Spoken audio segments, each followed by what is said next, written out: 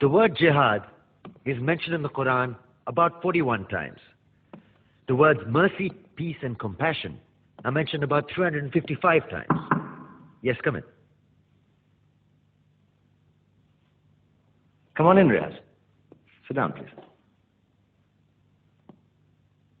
Contrary to popular belief in most Western cultures, Islam is a religion that preaches peace and tolerance.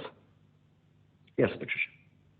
If Islam truly is a religion that preaches peace, then how come the world's most troubled spots, the West Bank, Afghanistan, Pakistan, Iraq, they're all plagued with Islamic terrorism? Well, that depends on your definition of terrorism. Some might argue that the U.S. invasions of countries like Iraq and Afghanistan are also acts of terrorism. Those were acts of war to get rid of despotic regimes. Or a means of getting at a country's oil. Conspiracy theories. Well, May I? Yes, please. Go ahead, Riaz. Mr. Khan is right. I mean, if we're talking about terrorists, the world's biggest terrorists are the white superpowers. Come on now. No, really. Stop and think about it. Explain 9/11. Okay.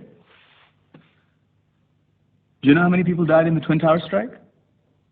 Around 3,000. And do you have any idea how many people died in the bombing of Afghanistan?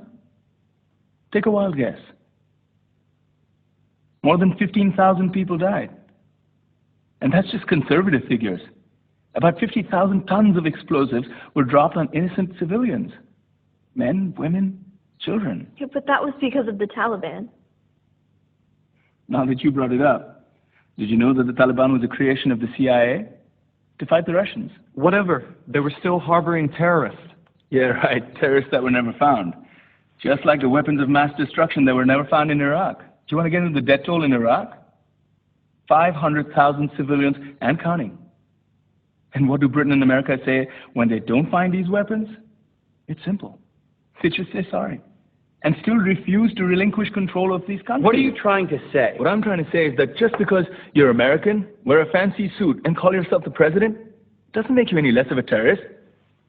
I'm saying that if you don't stop meddling in other people's countries, you will face a backlash.